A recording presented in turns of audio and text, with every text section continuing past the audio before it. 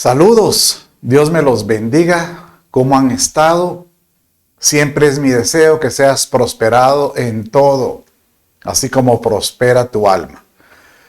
Gracias por participar de este discipulado que prácticamente es el último de nuestra serie de los reyes de Israel y de Judá.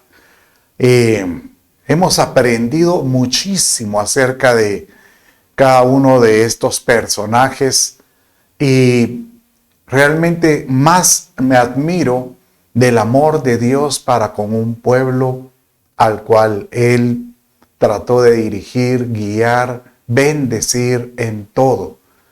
Y ahora nosotros somos ese pueblo adquirido como adoptados. ¿Cómo no agradecer a Dios por su amor y su misericordia y de dejarnos esos modelos de los antiguos que nos permiten conocer acerca de cómo debemos de conducirnos? Ahí donde estás, vamos a entregar este discipulado al Señor y posterior vamos a adorar con un canto. Ponle atención a este canto y juntamente nos podemos meter en él. Bueno, Padre, gracias te doy por tu amor, tu misericordia. Tú eres un buen Dios. Hoy te ruego, mi Padre, nos bendigas, nos hables y sobre todo, Señor, atiende al necesitado, atiende al que esté pasando prueba. Cuida, Padre mío, al que esté pasando alguna dificultad de cualquier tipo. En el nombre de Jesús, tu Hijo. Amén, amén y amén.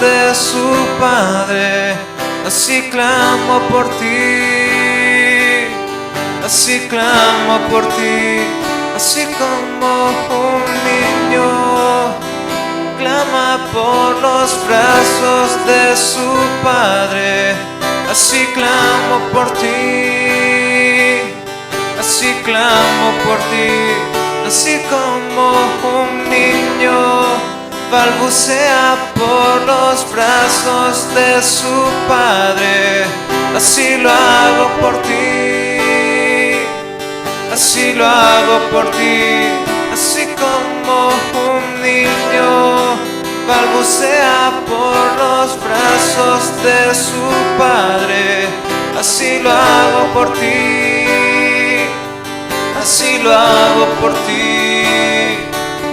Abba, Padre, Abba, Padre, yo te quiero, yo te amo. Abba, Padre, Abba, Padre, yo te quiero, yo te amo.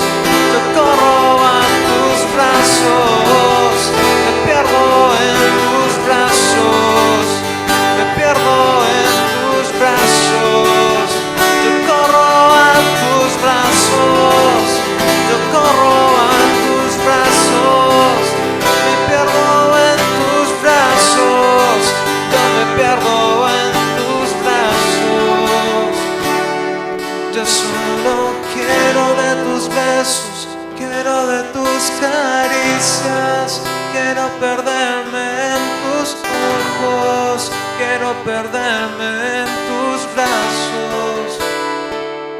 Yo solo quiero de tus besos, quiero de tus caricias, quiero perderme en tus ojos, quiero perderme en tus brazos. Yo solo quiero de tus besos, quiero de tus caricias, quiero perderme en tus ojos, quiero perderme en tus brazos. Yo solo quiero de tus besos, quiero de tus caricias, quiero perderme en tus ojos, quiero perderme en tus brazos. Yo corro a tus brazos, yo corro a tus brazos, me pierdo en tus brazos, me pierdo en tus brazos. Yo corro a tus brazos, yo corro a tus brazos, me pierdo en tus brazos, yo me pierdo en tus brazos. Yo corro a tus brazos, yo corro a tus brazos, me pierdo en tus brazos, yo me pierdo en tus brazos. Yo corro a tus brazos, yo corro a tus brazos, me pierdo en tus brazos, yo me pierdo en Señor, tus brazos. corremos a tus brazos. No hay cómo decirte, te amamos, Padre. Te amamos porque podemos ver cuál amor nos ha dado el Padre. Dice que nos ha dado al Hijo para darnos salvación. Pero yo amaría cuál amor nos ha dado el Padre, que nos ha dado de sus bondades, de sus revelaciones, de los planes que Él tiene para un pueblo que le busca, que le ama.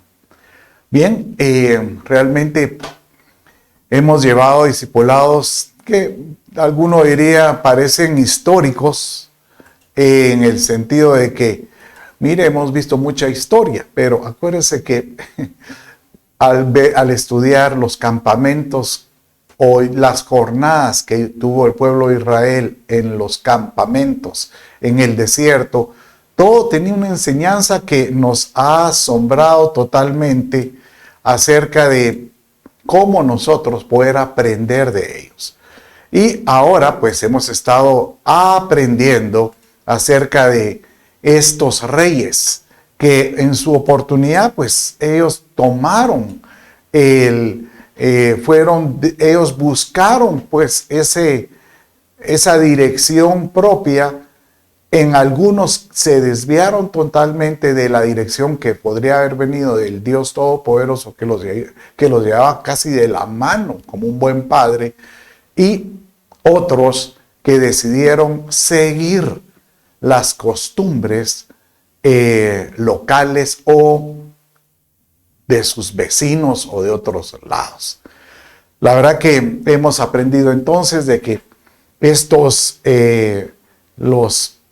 enseñanzas de los reyes es para nosotros una figura de cómo debemos de conducirnos.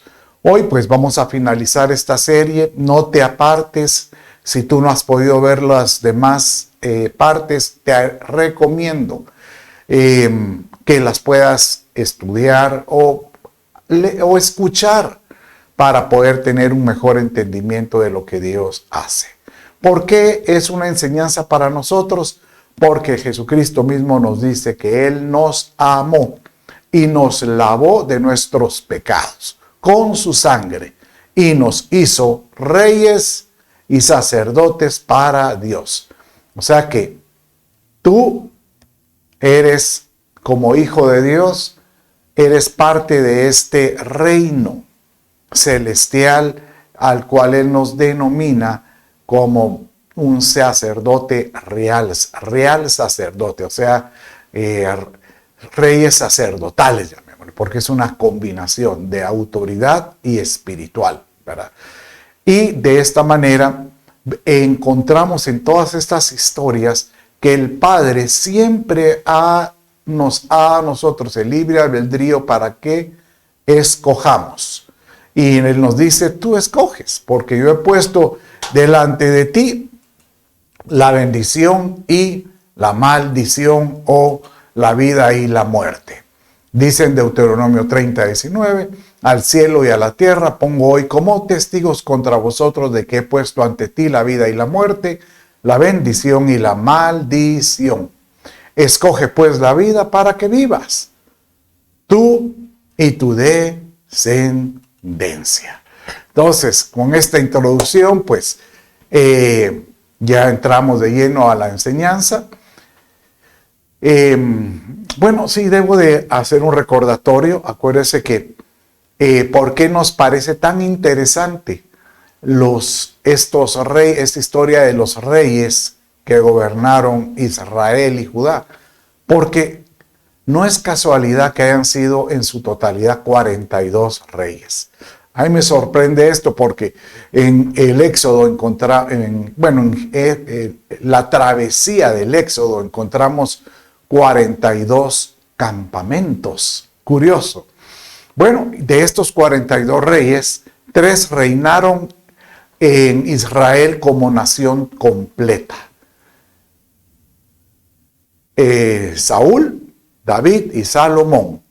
Pero posteriormente, con el primer hijo de Salomón, que se llama Roboam, prácticamente él fue el disparador, el que determinó que por sus actos se dividiera el reino. Y confabularon los ancianos de 10 tribus del norte y ellos pusieron su propio rey, que se llamaba Jeroboam. Y quedaron pues 2 tribus, que sean las del reino del sur, que era de la de Judá y Benjamín. De esta manera se completaban las 12. La capital de Israel quedaba en Judá, allá llamada Jerusalén. Ahí quedaba la capital. Y el reino del norte pues estableció su propia capital llamada Samaria. Es interesante porque cuando vimos la historia de los reyes de Judá, que fue la primera parte y la segunda parte de este discipulado, de esta serie, encontramos que en este reinado se mantuvo, sí se trató de mantener la línea monárquica o jerárquica o el linaje real desde David. O sea, ahí sí se mantuvo la monarquía de herencias ancestrales, de descendencias, pues. Y encontramos que en el reino del norte de Israel, pues obviamente ahí no hubo no comenzó con el linaje de David. Ellos pusieron ahí a su antojo a líderes prominentes, pero lamentablemente estaban muy, pero muy contaminados. Y cada uno de estos, pues, trasladó su contaminación a través de un paganismo. Un paganismo que cuando uno lo hemos estado estudiando, muchos reyes pusieron estos efigies a Moloch y pasaron sus hijos por fuego. Eso quiere decir que algunos los quemaron, los incineraron y otros los pasaban sobre el fuego como una presentación a esas deidades. Realmente eso era una aberración, una abominación de Dios. Tanto es así que el rey de Israel, en el reinado de Israel, fue donde Dios les mandó 2 profetas prominentes. Cuando usted ha oído hablar del profeta Elías, el profeta Eliseo, el profeta Jonás, el de Nínive, ¿sí? Estos 3 fueron enviados para el rey de Israel, los reyes que reinaron en Israel o el reinado del norte, para tratar de voltear su mirada, para tratar de que ellos cayeran en cuenta de que ellos no fueron diseñados con las raíces del paganismo, sino que fueron diseñados de aquel que los llevó a través, que los sacó de Egipto y les mostró sus maravillas. Realmente, cuando uno estudia esta historia de cada uno de estos reyes, uno se da cuenta que el amor de Dios fue tal que Él siempre quiso atraernos, siempre trata de atraer a aquel a cual Él ha amado. Bueno, la semana pasada empezamos a ver esa línea desde Jeroboam de los reyes de Israel o el reinado del norte, y terminamos con un rey que fue muy interesante su historia, porque aquí estamos hablando del rey de este rey que se llamaba Jehú. Jehú era muy particular porque este rey, ¿sabe?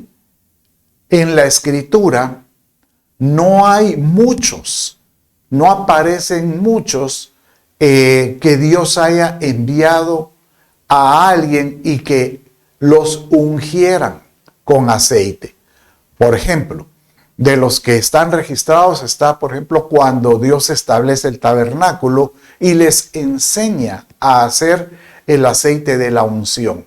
Entonces él dice, ahora agarren a Aarón y a sus hijos, que son de la tribu de Leví, y a estos levitas los van a ungir para que ellos puedan, llevar a cabo su labor sacerdotal. Y de esta manera lo podían hacer con todos los hijos de ellos, pero estos no están escritos o registrados. Pero posterior aparecen dos personajes muy interesantes. Uno es Saúl, al cual igual Samuel buscó y él ungió por orden de Dios para ser rey, y fue el primero. Que Saúl, por cierto, fue solicitado por el pueblo y Dios no le agradó. Él dijo, pero si yo he sido rey por ustedes, pero si el pueblo quiere rey, ahí lo tienen. Posteriormente encontramos que el otro que fue ungido fue David. Y usted sabe la historia, que David no estaba entre la casa de sus hermanos porque él estaba pastoreando. Él pareciera que habría sido un hijo entenado, ¿verdad? Y por eso no era considerado hijo de casa, sino era un hijo de patio. Y de esta manera, cuando Samuel pregunta, pero no tienes más hijos, le decía a Isaí, Isaí le dice, bueno, sí, tengo uno, pero es que él no es es hermanastro, no, a él trae. Y al hermanastro fue a que Samuel ungió, ¿verdad? Entonces, de esta manera, hallamos que estos dos reyes fueron ungidos, pero de ahí no aparece otro rey ungido, pero aparece alguien más del reino del norte, y este fue Jehú. Jehú dice que llegó un profeta, ¿verdad? Enviado por Eliseo, y derramó sobre él el aceite de la unción y le dijo que él tenía que acabar con la casa de Acab, que Acab con su esposa Jezabel habían hecho pues prácticamente destrozos. Esta Jezabel era una hechicera, estudiamos la semana pasada, y cómo es que esta Jezabel persiguió a los siervos, a profetas del Señor. Entonces Jehú viene y logra matar al hijo que estaba de Jezabel, que estaba reinando en ese momento, que era Joram, y lo mata. Y con él estaba un hijo del reino de Judá, porque ahí empezaron a tener unos ciertos vínculos entre ambos reinados, tanto el reino del sur y el reino del norte. Curioso, ¿verdad? Cómo es que se contaminó el reino de la línea monárquica de David con la línea de Israel, que la línea de los reyes del norte que estaban totalmente paganizados. Entonces, cuando Jehú prácticamente rae o destruye toda esta línea de Acab y Jezabel, Dios, y aparte de esto, él viene y mata. Dice que Jehú reúne a todos los sacerdotes de Baal que estaban honrando a Baal, esta deidad Baal, y da a entender que eran muchos cientos, unos 1000 personas que él encerró en un lugar y sacerdotes de estas deidades y prácticamente mata. Derivado a esto, Dios le da una profecía diciéndole que sus 4 generaciones iban a reinar con él. Fue la única línea monárquica de sucesión que tuvo duración, porque si algo sucedió con los reyes del norte, era que todos eran prácticamente sacados por medio de la traición o las confabulaciones o las conspiraciones y de los cercanos. O sea que no era un reinado donde no había ningún tipo de fidelidad. Bien, el primer rey de Jehú que quedó entonces, que es el que vamos a empezar estudiando el día de hoy, se llamaba Joacás. Joacás, pues, él gobernó por 17 años. Su nombre significa atrapado por el Señor. Si usted me pregunta, mire, ¿y por qué pone el significado de los nombres? Bueno, con los campamentos, el significado del campamento sí nos mostraba algo que estaba pasando con el pueblo de Israel. Aquí con los nombres de estos reyes solo lo estoy poniendo como una información, pero en algunos casos es interesante porque estos reyes del norte, a pesar de tener, lo curioso es que a pesar de estar gobernados por el paganismo de otras deidades, los nombres de los hijos, algunos nombres estaban muy atados a que al Dios de Israel, al Dios Elohim, al Dios que nosotros conocemos. Y curioso porque aunque ellos tenían esas raíces y esos nombres, pero no tenían esa práctica o esa devoción, ¿verdad? Entonces, al igual que muchos de sus antecesores y de los que les sucesores, Joacás, como aparece en su pantalla, él hizo lo malo ante los ojos del Señor, dice. Y es interesante ver porque en la mayoría de versos aparece esto. Hizo lo malo, perfecto, pero como que Dios está observando. Dios observa tu vida. Dios está como presente en lo que, como está pendiente de nuestras acciones. Y dice que Dios mira lo malo que puede hacer una persona y Dios pues de alguna manera eso lo ofende o como diríamos lo registra. Entonces él dice que hizo lo malo ante los ojos del Señor y siguió los pecados con que Jeroboam, que era el primero, hijo de Nabat, hizo pecar a Israel y no se apartó de ellos. Es interesante porque es que en todas estas descripciones de todos estos reyes de Israel, porque para estas alturas ya habían pasado varios, tal vez 200 años o 300 años, y Jeroboam pues era un ancestro, bueno, no era de la línea, no eran familiares, sino era un antecesor de muchos años. Pero ¿por qué menciona a Jeroboam? Y lo que pasa es que Jeroboam, que fue el primer rey, hizo algo que realmente fue una aberración para Dios. Él vino y dijo, ve, estos van a Jerusalén a presentar ofrendas a Dios. Nosotros vamos a poner aquí, y él estableció 2 lugares con un templo similar. Y en lugar de poner efigies del Dios Todopoderoso, puso becerros o puso otro tipo de deidades. Miren, aquí tenemos, ya no tienen que ir a Jerusalén, ahora vengan a estos lugares. Uno era Adán y el otro pues, no recuerdo, y ahí estaban ellos donde ellos tenían que presentar sus ofrendas, ¿verdad? Sus oficios de sacrificio. La verdad que fue algo que da mucha tristeza, porque él trató de imitar lo que se hacía de una forma correcta, pero lo hizo por medio, como es el diablo. Realmente el diablo es un imitador, y eso es lo que él hace. Él imita lo que el Padre hace, y así es como logra cautivar a muchos de sus seguidores. Bueno, entonces dice que Joacás, el primer hijo de Jehú, tuvo una experiencia con un enemigo.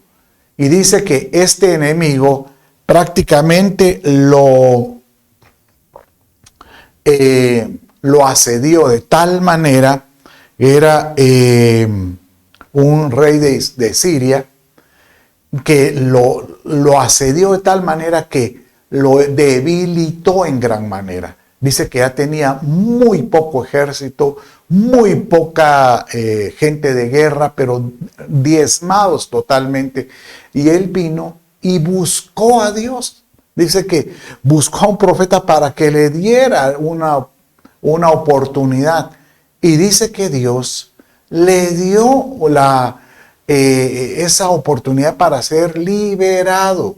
Así lo dice 2 Reyes 13:45, donde dice: entonces Joacás imploró el favor del Señor, y el Señor lo oyó, porque él vio la opresión de Israel, de cómo el rey de Aram los oprimía. Y el Señor, dice, dio a Israel un libertador, y escaparon del poder de los arameos, y habitaron los hijos de Israel en sus tiendas como antes.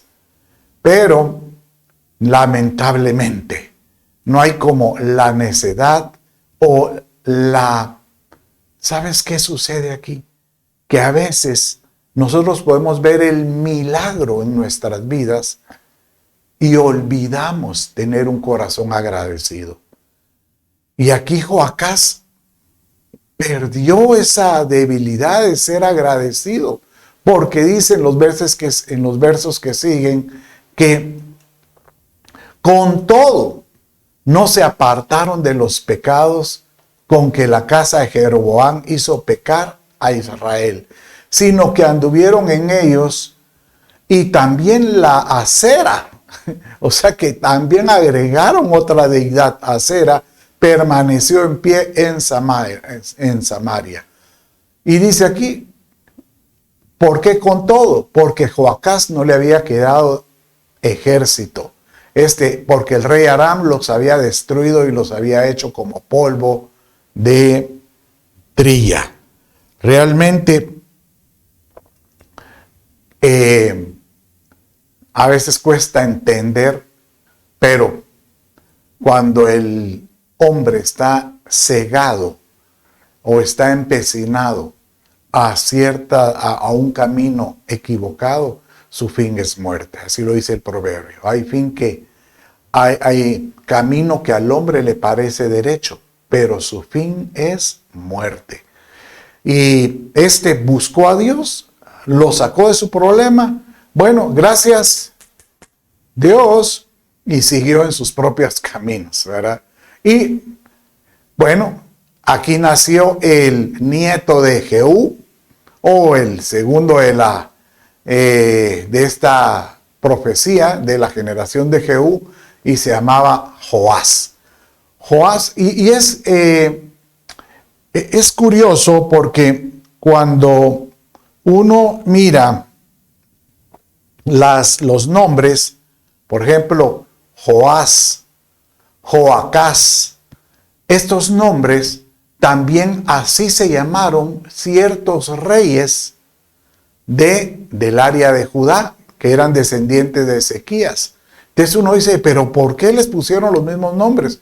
Porque acuérdese que los Ezequías con pues su esposa tuvieron un hijo y ellos los emparentaron, o sea, Ezequías emparentó ese hijo con un hijo de Acab con Jezabel.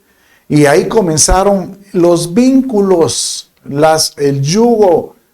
Por eso dice el Señor, no os unáis en yugo desigual. Y ahí ellos, siendo con yugos desiguales, se unieron. O sea, la línea monárquica de David se empezó a unir con esa línea hechicera de ellos. Y es muy probable que, derivado a que empezaron a tener esa relación, empezaron a ponerle los mismos nombres a sus hijos. Por eso aparece en la escritura Joás del reino de Judá, o Joás en este caso, del reino de Israel. Joás, pues, significa dado por Dios. Y nuevamente, al igual que su padre y sus líneas y sus ancestros, él hizo lo malo ante los ojos de Jehová. Nuevamente, el Señor, observando, no se apartó de los pecados de Jeroboam, hijo de Nabat, el que hizo pecar a Israel, y en ellos estuvo. Y nuevamente, este Joás tiene una historia muy particular. Acuérdense que habíamos hablado que Elías y Eliseo fueron enviados a los reyes estos del norte. Elías estuvo más vinculado con el abuelo de este rey, Joás, el abuelo, no es el abuelo, con la línea de sus ancestros que era con Acab. Entonces, Elías estuvo muy vinculado con Acab y Jezabel. Acuérdense que fue cuando Elías degolló a 400 profetas de Baal. Y había un seguidor de Elías, que era Eliseo, al que él le trasladó el manto. Y Eliseo, sí estuvo prácticamente dirigiendo los pasos de la línea, lo de los descendientes de Jehú, ¿verdad? Entonces, por ejemplo, acuérdense que Jehú fue ungido por órdenes, por un profeta enviado por Eliseo. Y en este entonces, Eliseo les daba a ellos dirección. Cuando Eliseo está envejecido y está en el lecho de su muerte, Joás, que es el rey que acabamos de ver, que estamos viendo ahorita, lo va a visitar. Y cuando lo visita, viene una palabra de Dios en Eliseo para Joás. Y él le dice de esta manera, mire cómo dice. Y le volvió a decir, toma las saetas, toma unas flechas. Y luego que el rey de Israel las hubo tomado, le dijo, golpea la tierra. Y Joás vino y golpeó 3 veces y se detuvo. Anteriormente, en los versos anteriores, vemos que él le dice, hay una palabra de Dios para ti, escucha y toma atención. Entonces, el varón de Dios, Eliseo, enojado, dice, contra Joás, le dijo, si hubieras dado 5 o 6 golpes con esos grupos de flechas al suelo, hubieras derrotado a Siria hasta no quedar ninguno. Pero ahora solo 3 veces derrotarás a Siria. Y literal, dice que en el caso de el reino del norte, Dios les mandó como enemigo principal ese rey que estaba en la parte superior, que era en Siria. Y estos de Siria, dice que se armaban continuamente y a darles duro, a tal extremo que vimos en uno de los reyes de la semana pasada, que uno de esos reyes sitió a la capital, a Samaria, y cómo es que el rey tuvo una respuesta de Dios cuando Dios dice que confundió a sus enemigos y fueron unos pordioseros, unos leprosos los que le dieron la noticia al rey de que habían sido libres. Bueno, igual ahora en este caso de Joás, Dios viene y le garantiza a Joás que él iba a pelear por él, dándole la victoria contra este rey del norte, estos reinados de Siria que eran al norte del reino del norte, valga la redundancia. Entonces, curioso, ¿verdad? Porque cómo es que Dios les manda a un enemigo, pero el mismo Dios derriba a este enemigo, pero todo gira alrededor de que Él les manda a un enemigo esperando, a veces esperando que uno reaccione, que estos reyes reaccionaran a favor de Él. Y eso pasa con nuestra vida. Hoy yo te digo, si estás pasando una prueba, si estás pasando una situación de conflicto, si estás pasando algo que no entiendes, posiblemente Dios lo está permitiendo, pero es para que no volteemos nuestra mirada para con Él. Y Él te dice, yo te voy a dar la victoria, pero reacciona. Bueno, dice que con estas victorias, este rey Joás fallece y sube al trono su hijo que se llama Jeroboam, y nuevamente era el mismo nombre como le pusieron, ya no como uno de los reyes del reino de Judá, sino era aquel rey que comenzó esta línea de reinado en el reino del norte, Jeroboam. Por eso se llama Jeroboam II. Él duró 41 años. Y Jeroboam se llama el pueblo de Dios. Nuevamente así se llama el pueblo del Señor, ¿verdad? Y el pueblo del Señor contenderá, ¿verdad? Ese será el nombre de Jeroboam. Nuevamente, lamentablemente, cada uno de estos reyes, hizo cosas malas como este nieto de Jehú. Bueno, en este caso era bisnieto de Jehú, que era su tercera generación, y dice la escritura, e hizo lo malo ante los ojos de Jehová, y no se apartó de todos los pecados de Jeroboam, hijo de Nabat, y otra vez, pero este Jeroboam se le ha llamado, el nombre que se le ha tildado a este es como un rey glorioso, se le llama, porque él restauró los límites de Israel desde la entrada de Hamat hasta el mar de Araba, conforme a la palabra que Jehová, Dios de Israel, la cual había hablado por el siervo Jonás. Oiga, el siervo Jonás, hijo de Amitai, profeta que fue de Gat-Heber. O sea que, de alguna manera, Dios siempre mandaba personas para animar al pueblo y decirles que Dios estaba con ellos.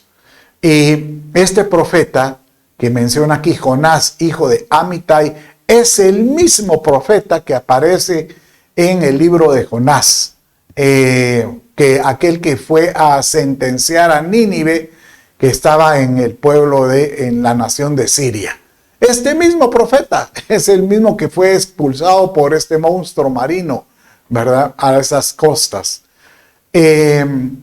O sea que este mismo profeta Jonás era como el segundo a bordo, porque estos dependían de ciertas direcciones, profetas, para ayudarlos, darles esa dirección.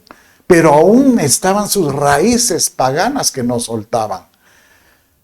Y aquí encontramos que este rey Jeroboam sí logró recuperar mucha de la tierra que habían perdido sus antecesores.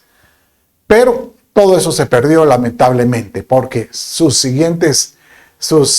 llamémosle, su hijo también hizo lo malo, y el que despojó el hijo a su hijo, peor todavía. Bueno, entonces ese Jeroboam tiene su hijo que se llama Zacarías. Este sería el cuarto. y este solo reinó 6 meses. Y su nombre llama recordado del Señor, ¿verdad? Seguramente era como decirte, Señor, recuérdate de mí. Pero este dice que al igual que sus antecesores, hizo lo malo ante los ojos de Jehová, como habían hecho sus padres, no se apartó de los pecados de Jeroboam. ¿Cómo se repite este verso en todos estos? El de Jeroboam, hijo de Nabat, el que hizo pecar a Israel. Curioso, ¿cómo se repite? Pero dice el verso 10, contra él, contra este hijo de Jeroboam II, contra él conspiró Salum, hijo de Jabes, y este era un oficial cercano, y lo hirió en presencia de su pueblo, y lo mató, y reinó en su lugar, ¿verdad?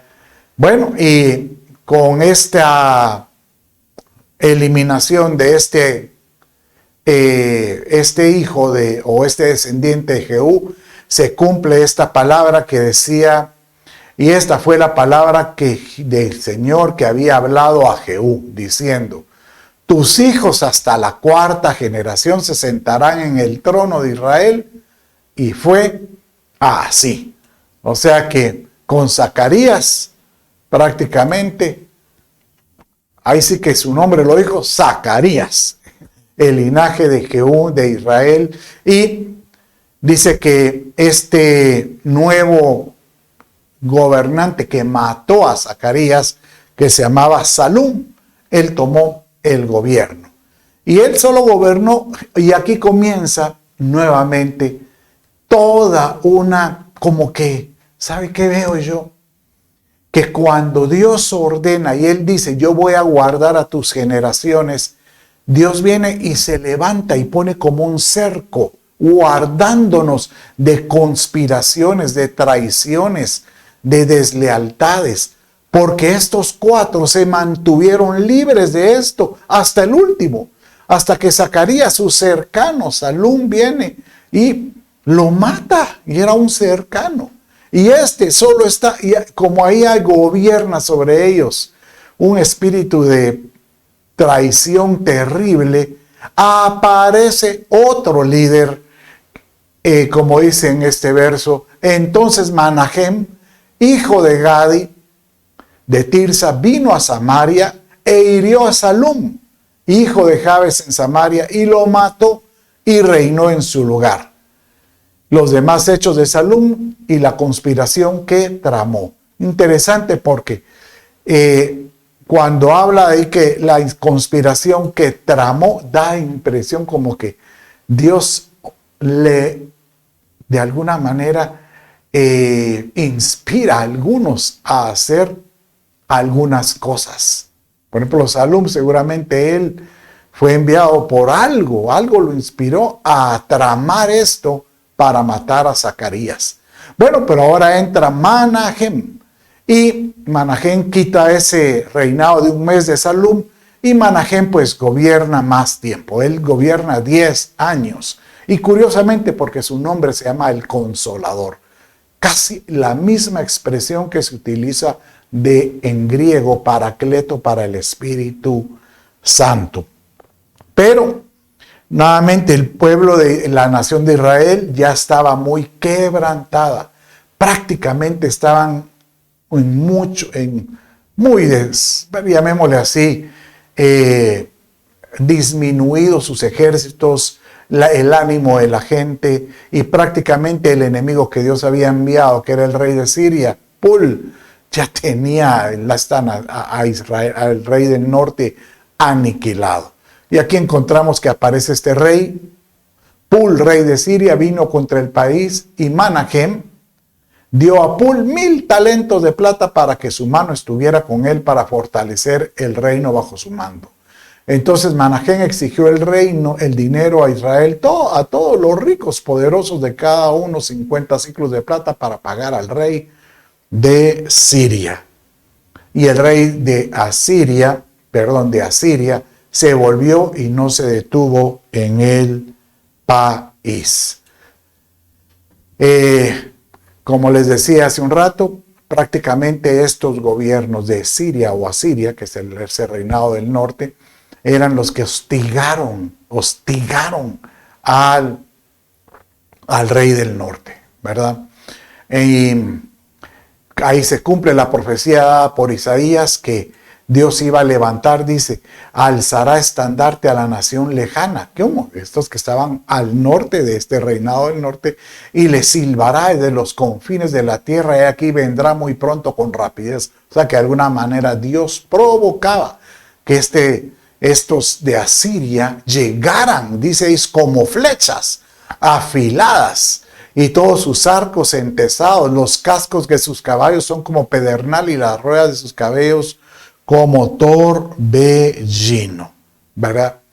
Bueno, entonces, prácticamente, Manahem se le debilita al pueblo demasiado con tanto asedio de estos enemigos.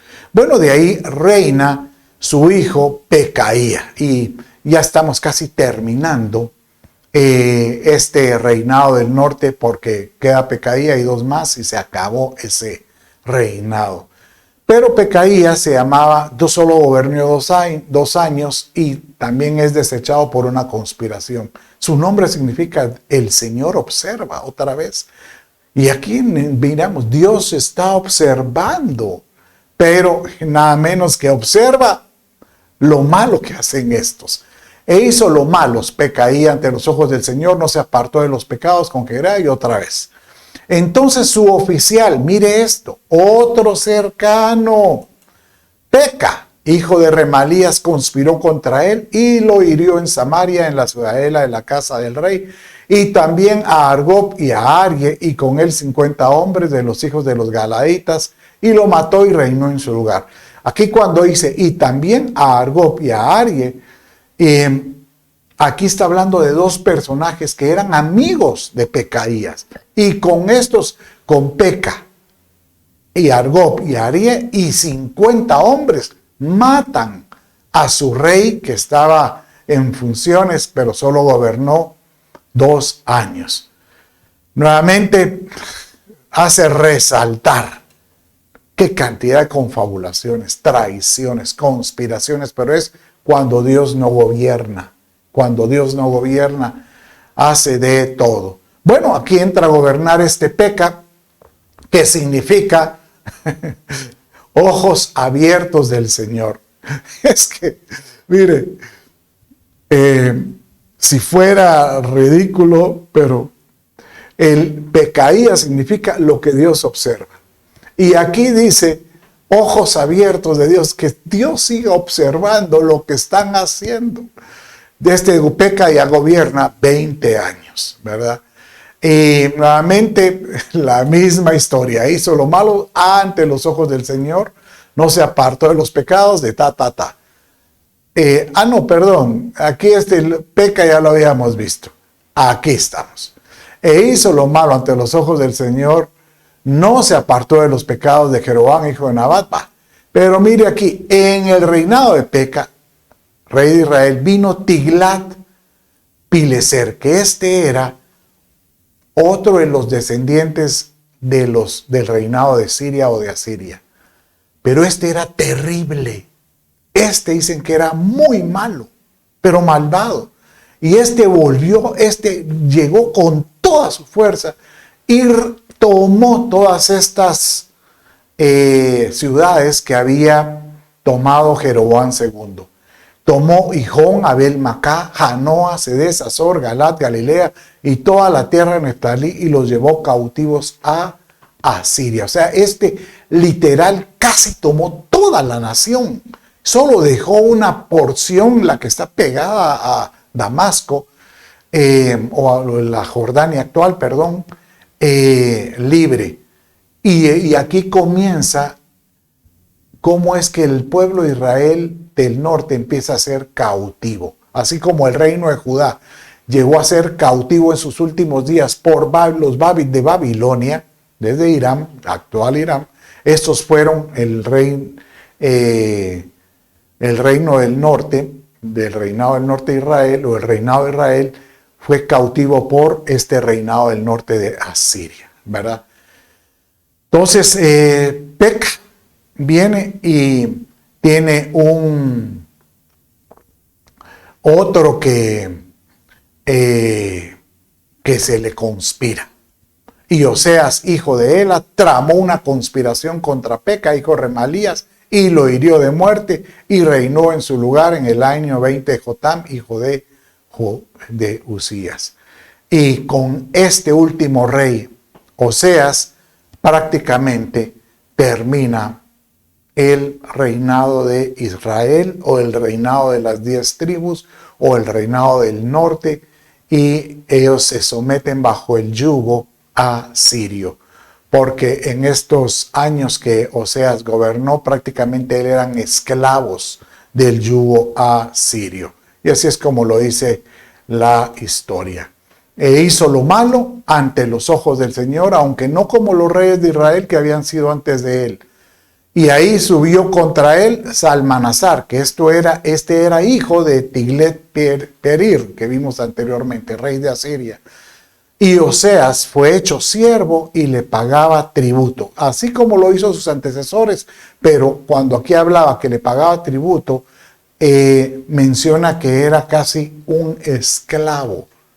O sea, ellos tenían que vivir bajo las órdenes de lo que el rey de Asiria determinaba. Y dice que posteriormente este rey Oseas trata de confabularse y se entera el rey de Asiria lo que está haciendo, y ahora sí lo mete preso.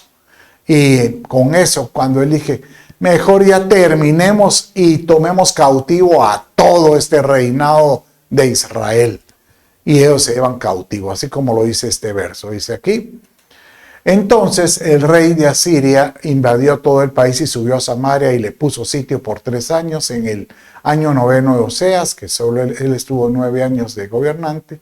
El rey de Asiria tomó Samaria y se llevó a Israel al desierto de Asiria y los puso en Jalá, en Jabor, río de Gozán, y en las ciudades de los medos, ¿verdad?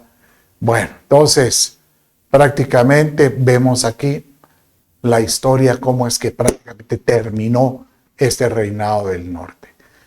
Cuando termina la historia en Crónicas y en los Reyes, el Señor hace mención y Él dice, quiero que quede claro, que quede escrito por qué es que yo me tuve que alejar de ellos, por qué yo tuve que levantarles estos reinados, llamémosles estos reinos paganos, para que fueran contra el Israel, el reino del norte, y contra Judá, el reino del sur. Y ahí dice, y hoy traje varios versos muy interesantes porque debiéramos de aprender de ellos. Dice, esto sucedió, Dios les dice, esto sucedió porque los hijos de Israel habían pecado contra el Señor su Dios, que los había sacado de la tierra de Egipto bajo la mano de Faraón, rey de Egipto, y habían reverenciado a otros dioses y anduvieron en las costumbres de las naciones que el Señor había arrojado delante de los hijos de Israel, y en las costumbres de las reyes de Israel que ellos habían introducido. En otras palabras les está diciendo, la idolatría, si tú vienes y buscas a Dios y Dios hace algo por ti y de repente tú buscas otras fuentes de bendición y le das la vuelta, cuidado, porque esto provoca el celo del Padre. Porque dice, ¿cómo es que tú me buscaste? ¿Cómo es que yo te dirigí? ¿Cómo es que yo te dirigí? ¿Cómo es que yo te guardé? Y ahora tú buscas otras fuentes de bendición. Y sobre todo, cuando haces cosas en lo secreto. Mire cómo dice esto. Y los hijos de Israel secretamente hicieron cosas que no eran rectas contra el Señor su Dios. Además edificaron lugares altos en todas sus ciudades, desde las torres de Atalaya hasta las ciudades fortificadas. ¿Será que tú tienes algo que haces en secreto y tú sabes que no le agrada al Señor. Aquí nos estamos hablando todos, pero el Padre Santo, tenemos que limpiarnos de esto. Pidámosle a Dios que nos dé la fuerza para salir de todo esto. Y para terminar, solo podemos ver que Dios todo lo hace por amor. Y tal es el amor que Él nos tiene, que dice la Escritura: y el Señor amonestaba a Israel y a Judá por medio de todos sus profetas y de todo vidente, diciendo: volveos de vuestros malos caminos y guardad mis mandamientos, mis estatutos, conforme a toda la ley que ordené a vuestros padres y que os envié por medio de mis siervos los profetas. Sin embargo, ellos no escucharon, sino que endurecieron su cerviz, como sus padres que no creyeron en el Señor su Dios. Prácticamente con esto cierra la historia de Crónicas y la historia en los Reyes, dando a entender que Dios siempre nos va a dar la salida. Dice que no hay prueba que no podamos salir de ella, porque Dios siempre va a dar la salida.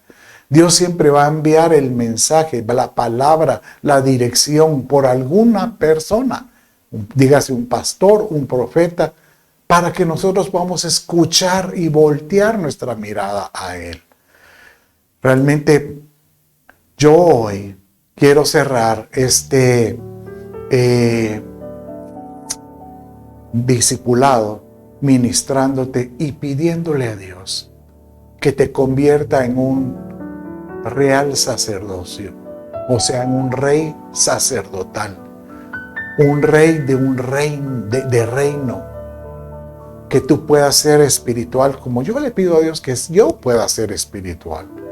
Si tú sabes que te has alejado del Señor o tienes cosas que cambiar, ahí donde estás, solo cierra tus ojos, levanta tus manos y acompáñame en esta oración y dile al Padre de esta manera. Repite conmigo: Dios mío, hoy me doy cuenta que me he alejado de ti, que no he hecho las cosas como tú me pides. Pero hoy te ruego que Jesús sea mi Señor, mi Salvador, el centro de mi vida.